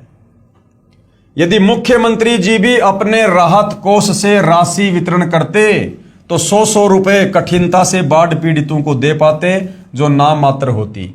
इस प्रकार समझदार व्यक्ति जान लेता है कि किसकी कितनी औकात यानी क्षमता है, उसी आधार से उनमें आस्था रहती है। अनादरणीय कोई नहीं होता, परंतु पूजा के लिए सोच समझ कर चयन करता है।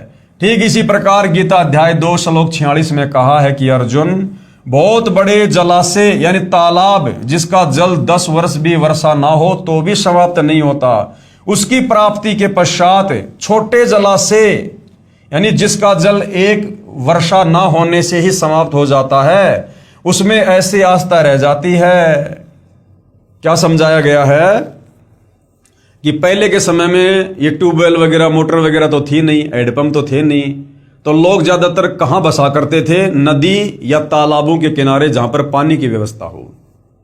तो मान लीजिए कोई व्यक्ति किसी ऐसे तालाब के किनारे है जहां पर बड़ी मुश्किल से उस तालाब के जल से 1 साल ही उसका काम चलता है, और उस व्यक्ति को यदि कोई ऐसा तालाब मिल जाए जिसमें 10 साल बरसात ना हो तो भी उसके लिए पर्याप्त जल है, तो उस व्यक्ति की आस्था, जिसको इतना बड़ा तालाब मिल गया, उस तालाब की तुलना में और जो उसकी आस्था छोटे वाले तालाब में रह जाती है, इसी प्रकार पूर्ण परमात्मा की प्राप्ति के बाद हमारी आस्था, हमारी श्रद्धा इन नीचे की शक्तियों में हो जाती है।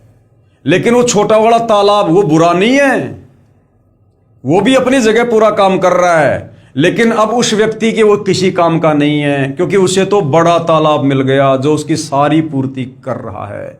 इसी प्रकार जब हमें तत्वदर्शी संत के रूप में पूर्ण परमात्मा मिल जाते हैं तो हमारा काम तो बनेगा तत्वदर्शी संत से, हमें मुक्ति तो मिलेगी तत्वदर्शी संत से, जिसके लिए मनुष्य जन्म मिला है। लेकिन ये देव देवता भी हमारे लिए अनादरणीय नहीं है, ये भी हमारे लिए सम्माननीय है, आदरणीय है। ये भी अपने स्तर पर अपना कार्य करते हैं जो ठीक है, परंतु हमारा जो मेन जो काम है मनुष्य जन्म प्राप्त करके मोक्ष प्राप्ति का, जन्म मरण से पीछा छुड़वाने का, लक 84 योनियों से पीछा छुड़वाने का, वो तो भैया उस बड़े जलाशय यानी तत्वदर्शी संत कबीर भगवान से ही बात बनेगी। इसी प्रकार पूर्ण परमात्मा से मिलने वाले लाभ के ज्ञान से परिचित होने के पश्चात तेरी आस्था अन्य भगवानों में वैसी ही रह जाएगी। वह छोटा जलाशय बुरा नहीं लगता, परंतु उसकी क्षमता का पता है कि ये तो काम चलाऊ है। हमें ब्रह्मा विष्णु महेश काल और दुर्गा बुरे नहीं लगते, लेकिन हमें इनकी औकात का पता चल गया कि ये हमें मोक्ष प्रदान नहीं कर सकते। इनकी भक्ति करके हम जन्म मरण से, लक 84 योनि से, नरक से, तपतशिला से बच नहीं सकते। गीता अध्याय 7 श्लोक 12 से 15 में कहा है कि तीनों गुणों से जो कुछ भी हो रहा है, जैसे रजगुण ब्रह्मा से जीवों की उत्पत्ति हो रही है, सतगुण विष्णु से स्तुति तथा तम गुण शंकर से संहार। अब कौन कह रहा है ये बात? गीता अध्याय 7 श्लोक नंबर 12 से 15 में तीनों गुण यानी अपने तीनों बेटे ब्रह्मा विष्णु महेश के बारे में कौन कह रहा है? गीता ज्ञान देने वाला काल क्या कह रहा है कि ये ब्रह्मा विष्णु महेश के माध्यम से यानी रजगुण सतगुण और तम गुण के माध्यम से जो भी कुछ हो रहा है ना, इसका मुख्य कारण तो मैं काल हूं, काल। लेकिन ये आम प्राणी इस बात से अपरिचित हैं। गीता अध्याय 7 श्लोक 12 से 15 में कहा है कि तीनों गुणों से यानी ब्रह्मा विष्णु महेश से जो भी कुछ हो रहा है, जैसे रजगुण ब्रह्मा से जीवों की उत्पत्ति होती है, सतगुण विष्णु से स्तुति तथा तम गुण शिव से संहार, इसका मुख्य कारण मैं ब्रह्म काल ही हूं, क्योंकि काल ने ही अपने तीनों पुत्रों को एक एक गुण से युक्त कर रखा है। और जो साधक यानी भगत तीनों गुणों रजगुण ब्रह्मा, सतगुण विष्णु और तम गुण शिव की पूजा करते हैं, यानी जो व्यक्ति ब्रह्मा विष्णु महेश की पूजा करते हैं, वे राक्षस स्वभाव को धारण किए हुए मनुष्यों में नीच दुष्कर्म करने वाले मूर्ख मुझ ब्रह्म यानी काल की भक्ति भी नहीं करते।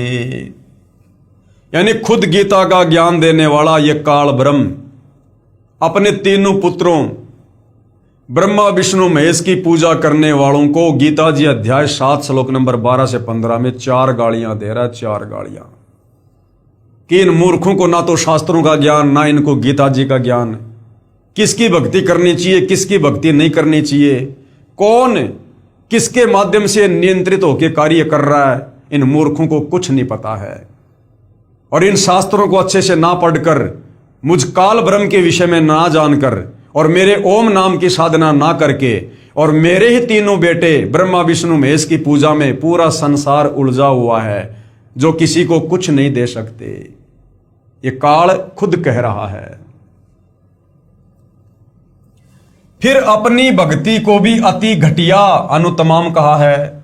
उसके बाद गीता अध्याय 7 श्लोक नंबर 18 में ये काल गीता का ज्ञान देने वाला अपनी ओम नाम की भक्ति को भी घटिया बता रहा है, क्योंकि सृष्टि रचना से हमें पता चल गया कि काल की भक्ति करने वाला भी काल के जाल में रहेगा।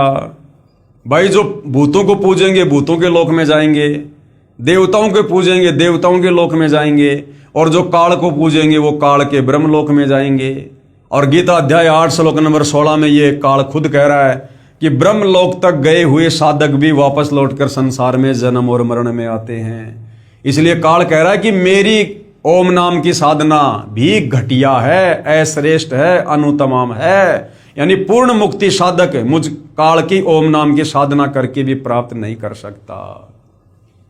फिर अपनी भक्ति को अति घटिया यानी अनुतमाम कहा है गीता अध्याय 7 श्लोक नंबर 18 में।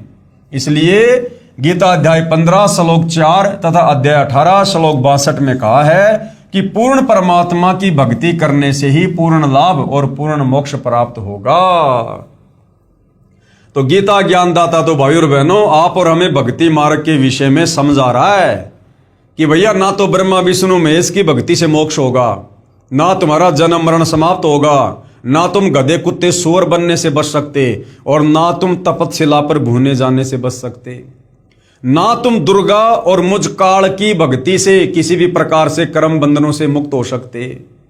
इसलिए गीता अध्याय 15 श्लोक 4 गीता अध्याय 18 श्लोक 62 में कहा कि उस परमपिता परमेश्वर की शरण में तू सर्व भाव से जा।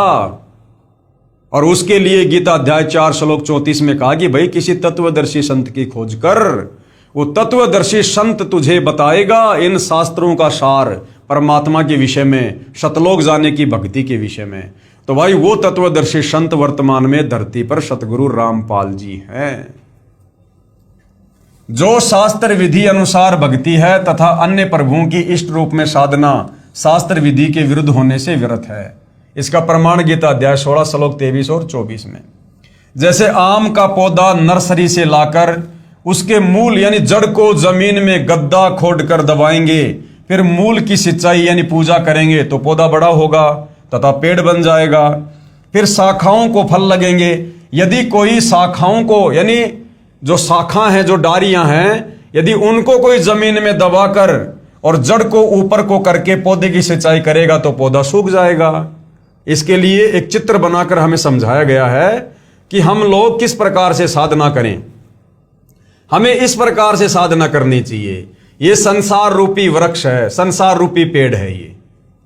ये संसार रूपी पेड़ है। इस संसार रूपी पेड़ की जड़ कौन है, मूल कौन है? कबीर भगवान है, जो तीनों लोकों में प्रवेश करके सबका धारण पोषण करते हैं। यानी पेड़ की जड़ से ही पूरे पेड़ को खुराक मिलती है। तो हमने पौधे को किस प्रकार से लगाना चाहिए, अर्थात हमने भक्ति किस प्रकार से करनी चाहिए? हमने संसार रूपी पेड़ की जड़ को पूजना चाहिए। जड़ कौन? भगवान है, कबीर परमात्मा। और कबीर परमात्मा खुद ही तत्वदर्शी संत के रूप में धरती पर प्रकट होकर हमें ये ज्ञान बताते हैं, ये विधि बताते हैं।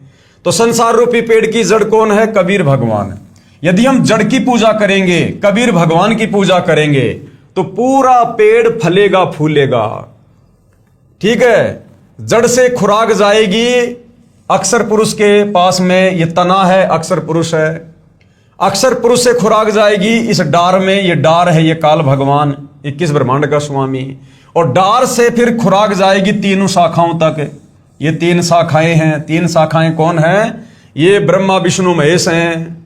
और इन शाखाओं के फिर ये पत्ते लगेंगे और फिर ये फल लगेंगे, अर्थात आप और हम आम प्राणी फिर सुखी हो जाएंगे।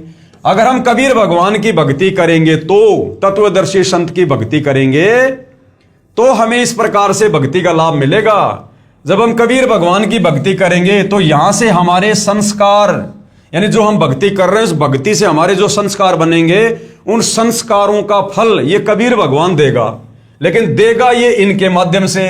कबीर भगवान से जाएगा अक्षर पुरुष के पास, अक्षर पुरुष से जाएगा इस काल के 21 ब्रह्मांड में, और काल फिर ब्रह्मा विष्णु महेश के माध्यम से जिस जिसकी जैसी भक्ति है, धर्म कर्म है, उस हिसाब से आगे फिर साधक को लाभ मिलेगा। तो अगर इस प्रकार से हम भक्ति करेंगे तो हम भक्ति का लाभ उठा पाएंगे। अब हमने क्या कर रखा है? हमने संसार रूपी इस भक्ति रूपी पौधे को हमने उल्टा बीज रखा है। उल्टा हमने क्या कर दिया? हमने ब्रह्मा विष्णु महेश की पूजा करनी शुरू कर दी। यानी ये जो ब्रह्मा विष्णु महेश रूपी 3 जो डालियां हैं पेड़ की, हमने इनको गमले में लगा दिया, मिट्टी में दबा दिया।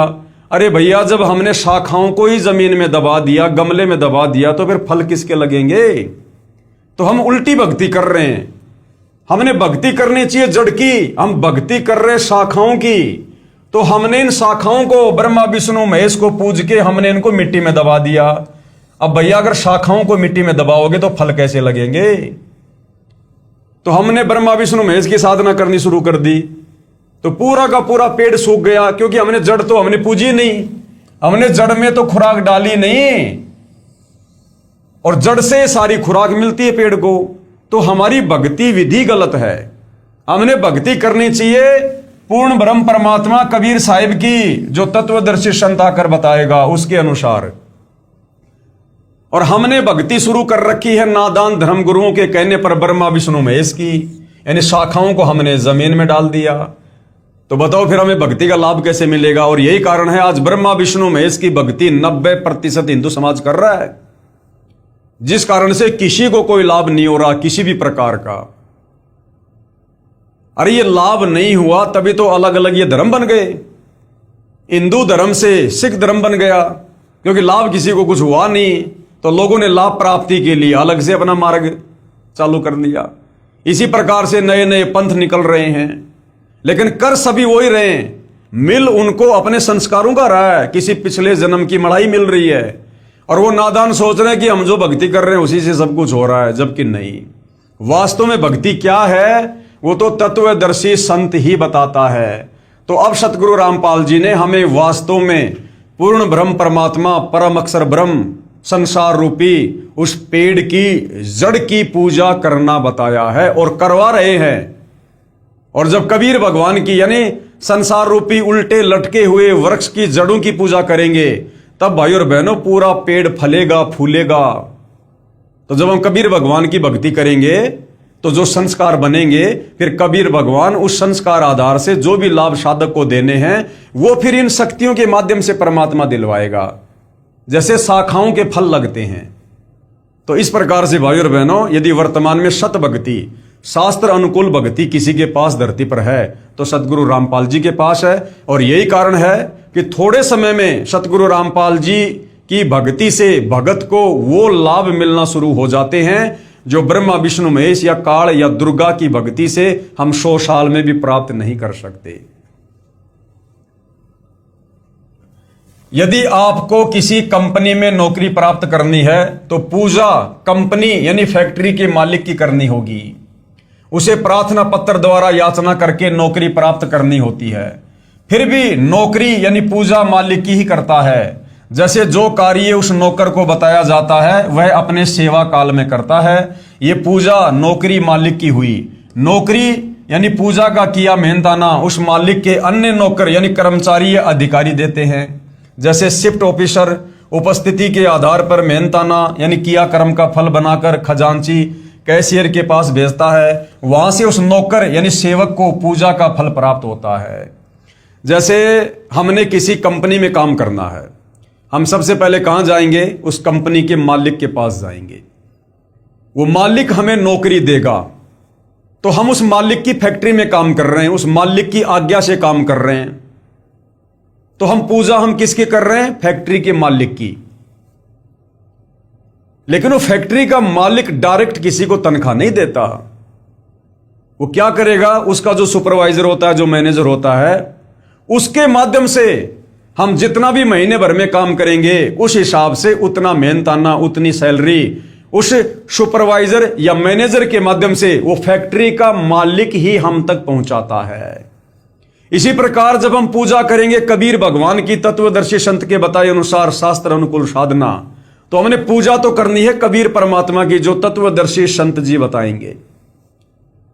लेकिन उस पूजा से हमें जो लाभ होंगे, हमें जो लाभ मिलने हैं, वो लाभ फिर कबीर भगवान सिस्टमेटिक तरीके से देगा। वो इन्हीं नीचे की शक्तियों के माध्यम से देगा। परमात्मा हम जो भी भक्ति करेंगे, जैसे भी यज्ञ करेंगे और जो संस्कार हमारे बनेंगे, उस आधार से कबीर परमात्मा हमारे संस्कारों के प्रतिफल में वो लाभ भेजेगा अक्षर पुरुष के पास। अक्षर पुरुष देगा इस काल को, ये काल देगा ब्रह्मा विष्णु महेश को, और ब्रह्मा विष्णु महेश फिर आगे उस लाभ को वितरित करेंगे जिस भगत की जैसी श्रद्धा, जैसी भावना, जैसी मर्यादा कबीर भगवान के प्रति है। तो इस प्रकार से भाई और बहनों, जब हम सत भक्ति करेंगे, शास्त्र अनुकूल भक्ति करेंगे, तब हमें वास्तव में भक्ति से लाभ प्राप्त होंगे, तब हमारा विश्वास भी बढ़ेगा। शिफ्ट ऑफिसर तथा कैशियर केवल किया कर्म ही देते हैं। तो ब्रह्मा विष्णु महेश समझो ये शिफ्ट ऑफिसर हैं, और जैसे हम कबीर भगवान की पूजा भक्ति करेंगे वैसे ही ये आप और हमें लाभ देंगे। उसमें कोई परिवर्तन नहीं कर सकते, न तो 1 रुपया अधिक दे सकते और न ही कम कर सकते। तो हमारे किए गए उस कर्म का भोग ये ब्रह्मा विष्णु महेश न तो कम कर सकते ना ज्यादा कर सकते। जितना कबीर भगवान की तरफ से बन के आएगा उतना ये हमें देंगे। कब? जब हम जड़ की पूजा करेंगे, ना कि ब्रह्मा विष्णु महेश की।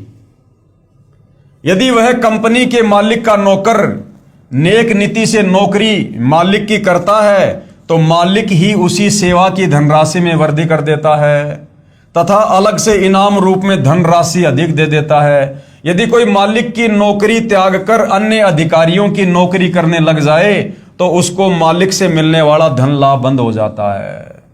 तो यदि हम कबीर भगवान की पूजा छोड़ के अगर ब्रह्मा विष्णु महेश काल या दुर्गा की पूजा करने लग जाएंगे तो कबीर भगवान फिर हमारे को सुविधा देना बंद कर देगा, जिस कारण से वह नादान निर्धन हो जाता है। अधिकारी गण उसे उतना मेहनताना नहीं दे सकते। फैक्ट्री मालिक की तुलना में बहुत कम सुविधा मिलने के कारण वह अन्य अधिकारियों का सेवक अर्थात एक मालिक को त्याग कर आन उपासना करने वाला व्यक्ति महा दुखी हो जाता है। कृपया इसी प्रकार तत्व ज्ञान के आधार से पवित्र श्रीमद् भगवद गीता जी के ज्ञान को समझिए। पूर्ण ब्रह्म कुल मालिक की पूजा त्याग कर अन्य देवताओं की पूजा करने से, यानी कबीर परमेश्वर की तत्वदर्शी संत के द्वारा बताई गई विधिवत पूजा ना करके यदि हम अन्य देवी देवता ब्रह्मा विष्णु महेश काल या दुर्गा की पूजा यदि हम करते रहे तो भगत यानी साधक को पूर्ण लाभ प्राप्त नहीं होता, तथा भगत साधना करते करते भी महाकष्ट उठाता रहता है।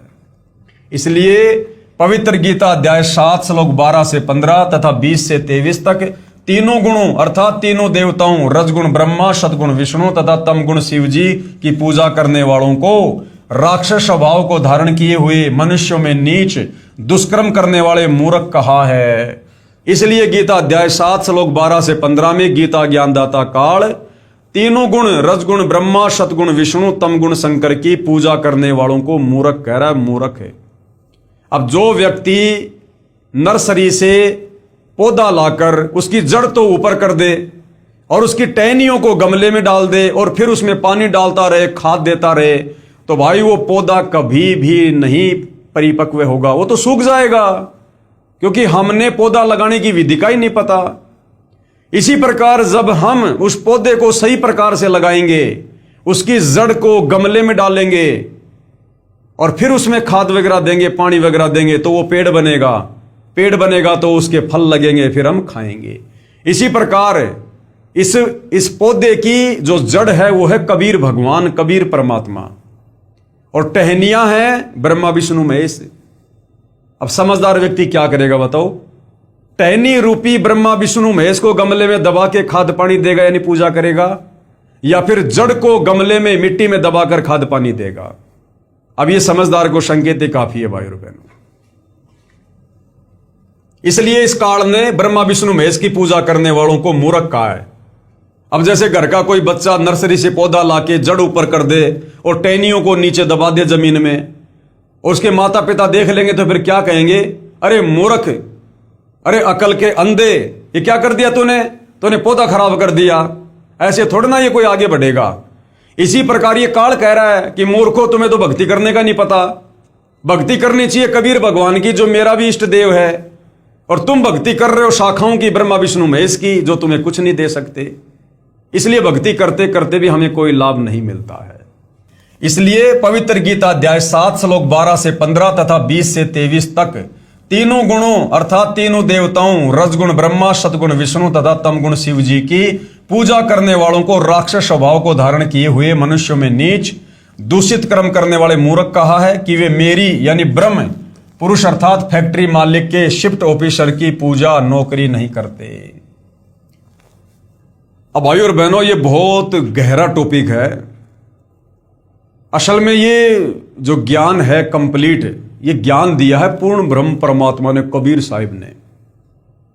असल में ये काल भी उस कबीर परमात्मा का एक शिफ्ट ऑफिसर है। जैसे काल कह रहा है कि मेरी भक्ति ना करके ब्रह्मा विष्णु महेश की भक्ति करते इसलिए लाभ नहीं हो रहे, तो अगर ब्रह्मा विष्णु महेश की तुलना में अगर काल की पूजा अगर कोई करेगा, अगर कोई ब्रह्म नाम की पूजा करेगा, ओम नाम की, तो ब्रह्मा विष्णु महेश की तुलना में काफी लाभ वो प्राप्त करेगा काल की ओम नाम की साधना करके। इसलिए काल कह रहा है कि मेरी भक्ति ना करके और नीचे के इन तीनों देवताओं की तीनों गुणों की भक्ति दुनिया करती है, जो पूरा लाभ प्राप्त नहीं करती। इसी प्रकार फिर वो कबीर परमात्मा जो वास्तव में वेद ज्ञान दाता है, गीता ज्ञान दाता है, कबीर भगवान, वो कबीर भगवान कह रहा है कि ये नादान मेरी भक्ति ना करके, मेरी पूजा ना करके तत्वदर्शी संत से उपदेश लेकर और ये काल तक की साधना करते रहते हैं, जिस कारण से इनको वो लाभ प्राप्त नहीं हो सकता जो पूर्ण परमात्मा की भक्ति से प्राप्त हो सकता है। भावार्थ है कि जो तीनों देवताओं तथा अन्य देवताओं की पूजा करते हैं, कैशियर की नौकरी करते हैं, उन्हें मूर्ख तथा राक्षस स्वभाव वाले राक्षस कहा है। जैसे जिस व्यक्ति की आय का साधन कम होता है वह कुछ हेरा फेरी अवश्य करता है, कभी चोरी या मिलावट आदि छल कपट का मार्ग अपनाता है, जिस कारण समाज में हे हो जाता है, अर्थात दारिद्र हो जाता है। इसी प्रकार तीनों देवताओं श्री ब्रह्मा जी, श्री विष्णु जी तथा शिव जी व अन्य देवताओं की पूजा से पूर्ण लाभ प्राप्त नहीं होता, जिस कारण से भगत झूठ, कपट तथा अन्य विकार भी करता रहता है, फिर पाप कर्म का दंड भी भोगता रहता है। इसलिए ब्रह्म अर्थात क्षर पुरुष शिफ्ट ऑफिसर कह रहा है कि ये नादान साधक मेरी पूजा नौकरी भी नहीं करते। यानी कबीर परमात्मा की तुलना में, कबीर परमेश्वर की भक्ति की तुलना में इस काल की भक्ति भी, ओम नाम की कमाई भी एक प्रकार से शिफ्ट ऑफिसर की पूजा है। मैं इन ब्रह्मा विष्णु तथा शिव से अधिक मेहनताना यानी किया कर्म का धन दे सकता हूं, जो उपरोक्त प्रभुओं से ज्यादा होता है। फिर गीता अध्याय 7 श्लोक 18 में कहा है कि मेरी पूजा, ये काल क्या कह रहा फिर, कि मेरी पूजा, मेरी नौकरी भी पूर्ण लाभदायक नहीं है। उसके लिए भैया तत्वदर्शी संत से पूछ ले, उस परमेश्वर की पूजा करो, उस भगवान की पूजा, भक्ति रूपी वृक्ष की जड़ की पूजा कर, कबीर भगवान की, जिससे तुझे संपूर्ण लाभ होगा और शरीर छूटने के बाद में तेरा मोक्ष भी होगा। फिर गीता अध्याय 7 श्लोक 18 में कहा है कि मेरी पूजा यानी नौकरी भी पूर्ण लाभदायक नहीं है, यानी ओम नाम की भक्ति भी पूर्ण लाभदायक नहीं है। इसलिए अपनी पूजा को भी गीता ज्ञानदाता ये ब्रह्म क्षर पुरुष, इसने अनुतमाम यानी अति घटिया अर्थात अति निम्न स्तर की कहा है। इसलिए गीता अध्याय 15 श्लोक 4 तथा अध्याय 18 श्लोक 62 में कहा है कि उस परमेश्वर की शरण में जा। खुद ये काल कह रहा है गीता का ज्ञान देते समय कि अर्जुन, तो उस परमेश्वर की शरण में जा जिसकी कृपा से तू परम शांति का मतलब होता है तेरा कभी फिर जन्म नहीं होगा, कभी तो मरेगा नहीं। परम शांति को तथा सतलोक यानी शाश्वत स्थान जो कभी नष्ट नहीं होता, उसको प्राप्त हो जाएगा। वहां जाने के बाद भगत का पुनर्जन्म नहीं होता, अर्थात अनादि मोक्ष यानी पूर्ण मोक्ष प्राप्त हो जाता है। तथा गीता ज्ञानदाता प्रभु यानी क्षर पुरुष ये ब्रह्म ये काल कह रहा है कि मैं भी उसी आदि पुरुष परमेश्वर की शरण में हूं, यानी मैं भी उसी भक्ति रूपी पेड़ की जड़ कबीर भगवान की शरण में हूं। गीता अध्याय 7 श्लोक 12 से 15, 18 व 20 से 23 को समझने के लिए कृपया निम्न विवरण ध्यान पूर्वक पढ़िए। अब भाइयों और बहनों, ये तीनों गुण क्या हैं? ये तीनों गुण क्या हैं? क्योंकि गीता कोडवर्ड में है, गीता संकेतों में है। अध्याय 7 श्लोक नंबर 12 से 15 ये काल गीता का ज्ञान देते समय खुद कह रहा है कि जो व्यक्ति तीनों गुणों की पूजा करते हैं ब्रह्मा विष्णु महेश की, वो राक्षस स्वभाव को धारण किए हुए मनुष्यों में नीच दूषित कर्म करने वाले मूर्ख मुझ काल की भक्ति भी नहीं करते। तो गीता में सीधा सीधा ब्रह्मा विष्णु महेश का नाम नहीं लिखा हुआ है। गीता चारों वेदों का सार है, कोड वर्ड में है। तो तीनों गुणों का नाम लिख दिया, त्रिगुण माया लिख दिया, रजगुण सतगुण तम गुण। तो जब हम हमारे अन्य धार्मिक सदग्रंथ जैसे श्री मार्कंडे पुराण हुआ और श्री देवी भागवत महापुराण हुआ, जब हम उनको पढ़ेंगे तो हमें पता चलेगा कि ब्रह्मा विष्णु महेश ही तीनों गुण हैं, यानी रजगुण ब्रह्मा, सतगुण विष्णु, तमगुण शंकर, और यही तीनों देवता हैं। तब भाइयों और बहनों हमें ये गीता जी का सांकेतिक ज्ञान समझ में आएगा। गीता अध्याय 7 श्लोक नंबर 12 से 15 समझ में आएगा कि ये त्रिगुण माया क्या है, ये रजगुण सतगुण तमगुण क्या है। तो ये तीनों देवता ही तीनों गुण हैं जिनकी भक्ति करने के लिए पवित्र गीता जी हमें साफ साफ मना कर रही है। तो भाई और बहनों, अगले वीडियो में हम जानेंगे कि तीनों गुण क्या है जिनकी भक्ति करने के लिए गीता जी मना कर रही है।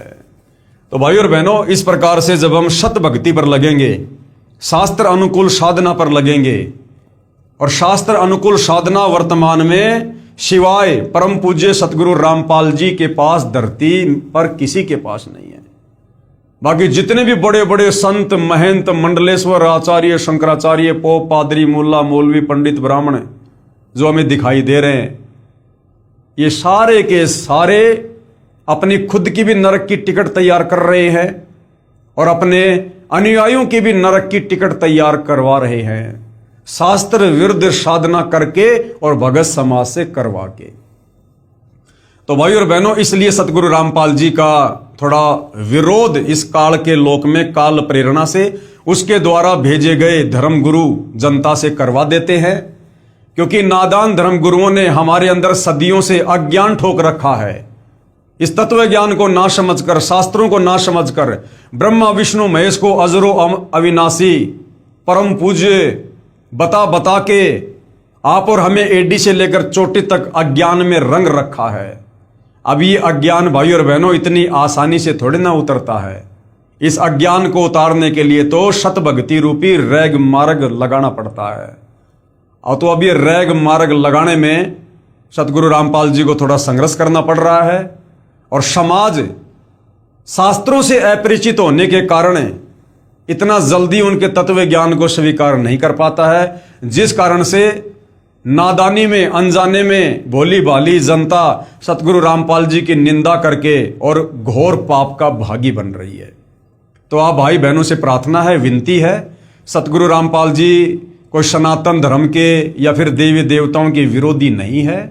असल में सतगुरु रामपाल जी सनातन से ऊपर आदि सनातन धर्म पूरी धरती पर लागू करना चाहते हैं, और भविष्यवाणियों के अनुसार सतगुरु रामपाल जी के नेतृत्व में हमारा भारत देश आने वाले समय में जगत गुरु बनेगा, विश्व गुरु बनेगा, धर्म गुरु बनेगा। हमारा भारत देश सबसे ज्यादा खुशहाल राष्ट्र बनेगा। और बनाएंगे कौन? सतगुरु रामपाल जी बनाएंगे। किस आधार से बनाएंगे? पूरे समाज को शास्त्र अनुकूल सत भक्ति देकर, उनसे मर्यादाओं में रहकर भक्ति करवा कर बनाएंगे। इसलिए आप जी थोड़ा धैर्य के साथ, आप इंसान हैं, जानवर नहीं हैं। परमेश्वर ने हमें बहुत ही बढ़िया सद्बुद्धि प्रदान की है जो अन्य प्राणियों को नहीं है। तो हमने थोड़ा बुद्धि विवेक का इस्तेमाल करना चाहिए, धैर्य धारण करना चाहिए, और निष्पक्ष होकर सतगुरु रामपाल जी के पहले विचार सुनो, समझो। जब तक हम किसी का ज्ञान नहीं सुनेंगे, हम उसके विषय में भला क्या जानेंगे। तो सबसे पहले सतगुरु रामपाल जी के सत्संग सुनो यूट्यूब पर, और उनके द्वारा लिखित पुस्तकें पढ़ो, सृष्टि रचना को समझो। तब भाई और बहनों, आपको ये पूरा का पूरा माजरा जो इस 21 ब्रह्मांड के प्रभु इस काल ज्योति निरंजन ने आप और हमें धोखा देने के लिए उलझा रखा है, तब ये धीरे धीरे हमारी समझ में आएगा। अन्यथा भाई और बहनों, हम इस काल के जाल से निकल नहीं सकते, तो मकड़ी वाला जाल है। तो आज परमात्मा खुद धरती पर तत्वदर्शी संत के रूप में प्रकट हैं, और ऐसा योग संयोग महायोग युगों युगों बाद बनता है, युगों युगों बाद। और जो मूर्ख प्राणी इस सुअवसर को ठोकर मार देगा, वो युगों युगों फिर गधा कुत्ता शुअर बनकर असहनीय कष्ट भी भोगेगा। फिर ये भी शास्त्री बता रहे हैं। तो भाई और बहनों, आज के वीडियो में केवल इतना ही। कल फिर सेवा में हाजिर होंगे। तब तक पूज्य गुरुदेव भगवान हम सबको आज्ञा दे, सद्बुद्धि दे, हमारा मार्गदर्शन करे, हमें भ्रमने भटकने से बचाए। बंदी छोड़ सतगुरु रामपाल जी परमेश्वर जी की जय हो।